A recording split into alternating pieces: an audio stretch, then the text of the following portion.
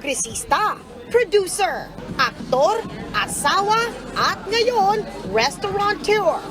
Jack of all trades talaga si Arjo Atayde. Nakatsikahan niya ang News 5 sa pinakabago niyang business venture.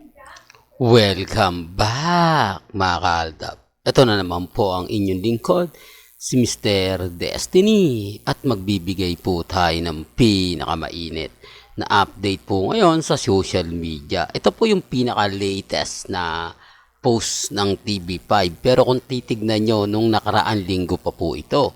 Bakit po kaya ngayon lang po ito ibinalita? Bakit ngayon lang po ito ipinalabas? Di po ba? Kapansin-pansin nyo dito mga kaaldab, wala po si Maine Polkerson. Ebidensya at resibo na fake news at clone lang po talaga yung pinakita. Kung meron man, clone talaga yon. Kung wala man, mga edited lang yon. Dito, miski sa hindi man lang po nasilayan ni MJ si Maine Polkerson. Para respeto na lang po sa mga dumadaan at bumibisita, sa mga nagsasabing na andyan si Maine, basag na basag po kayo. Di po ba? Kayo po yung paasa, kayo po yung kulto, kayo po yung dilulo. Kasi dito wala naman pong makikitang Maine Mendoza na kumbaga dumating eh. Di po ba? Wala namang Maine Mendoza na kumbaga masasabi nila na isa sa naandyan sa opening ng McDo ni Congressman Arjo. Di po ba? Ang busy schedules nila. Ano na nga ba ang update sa married life ng dalawa? Ito mga kaaldab, update sa married ng dalawa. Sa mga nagsasabing na maganda daw po yung ipinapakita.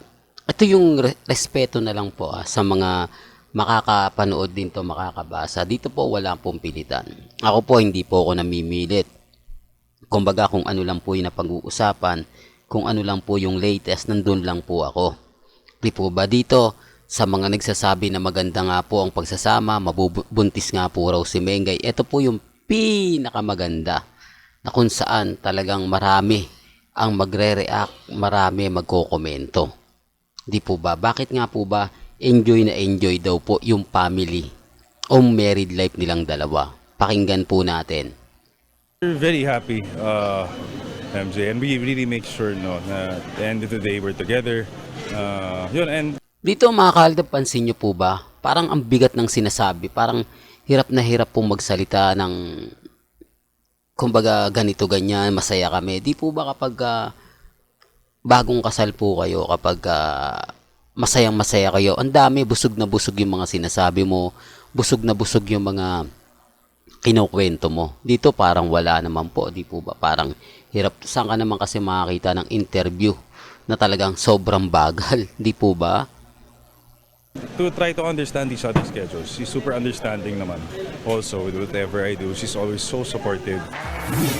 Busy din ang kanyang Ito yung sinasabi ko mga kaaldab kanina o kahapon. Sobrang busy raw po ni Mengay. Saan siya naging busy? Common sense na lang po. Saan nga po ba naging busy si Mengay?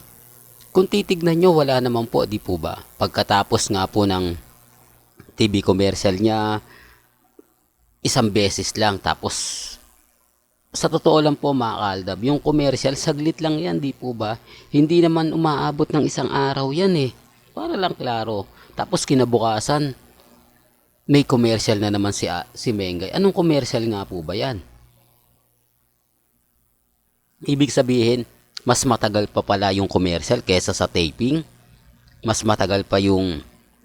Mahirap po talaga magsalita mga kaaldab. Pero pansin nyo na parang hindi nga talaga maganda at parang mapapaisip ka rin sa mga sinasabi ng iba at pinapaliwanag ng iba. Di po ba? phenomenal star wife sa mga endorsement at asa legit dabarkads. Bawat galaw nga ng misis, sinusundan ng fans. Ito bago natin ituloy itong sinasabi, bakit kailangan pang matagal? Grabe, sobrang nakakaantok. Ito, September pa po ito eh. Hindi po ba? Bakit yung September pa po? Hindi po ba? Bakit hindi na lang po yung pinaka-latest post ni Mengay? Kasi wala po siyang post Ebidensya at resibo po ito na walang po si Mengay ng maganda. At papabor nga po, real talk to, at papabor nga po kila Mengay at kay Congressman Arjo at sa mga Armin. Kaya nga po galit na galit sa akin yung Armin eh. Kaya nga po inis na inis sa akin yung mga Armin dahil nga po tayo yun ang babasag. Tayo yung kumbaga yung tipong hindi sila makakakuha ng maganda dahil binabasag po natin sila. Dahil sinasabi ko nga po sa inyo mga kaaldab, may kanya-kanya tayong opinyon, may kanya-kanya tayong reaksyon, di po ba? Pero relax lang. Sabi ko nga po sa inyo, maging matatag lang po kayo, maging kampante. Kasi binabasag po natin sila eh. Galit na galit po sila sa akin. Di po ba? Ngayon alam nyo na kung bakit po sila guilty. Ngayon alam nyo na kung bakit maraming mga basher ang channel ni Mr. Destiny. Di po ba? Dahil ako rin po yung isa sa nag-iimbestiga. Kaya nga po kailangan natin ng resibo at ebidensya. Ito na, pinapakita ko na, kaya lang guilty pa rin sila. Tuloy natin. Kaya na lang na isang tweet ni Maine noong Setyembre pa to na O di po ba? September pa po talaga siya. sobra na raw ang antok niya. Hinala ng fans. Baka gaya ng isa sa kanyang mga bestie na si Maha Salvador ay buntis na rin si Maine. Pero At sinasabi ko, September, buntis si Maine. October, November, December. Dito babasagin sila ni Arjo. Dito sa mga assuming, sa mga delulo na buntis si Mengay, magkakaanak si Mengay. Ito po yung pambasag. Dito po maririnig nyo mismo sa bibig ni Congressman Arjo. Dito maririnig nyo mismo kung ano ang plano nila. Di po ba? Kaya nga po, ako kumukuha ka talaga ng investigasyon ng mga ebidensya at resibo. Alam nyo, sa totoo lang po, sila naman po yung nagtuturo sa akin. Tama ka naman, Mr. Destiny. Kasi kung may ebidensya ka at may resibo ka, hindi sila gaano makapagre-react.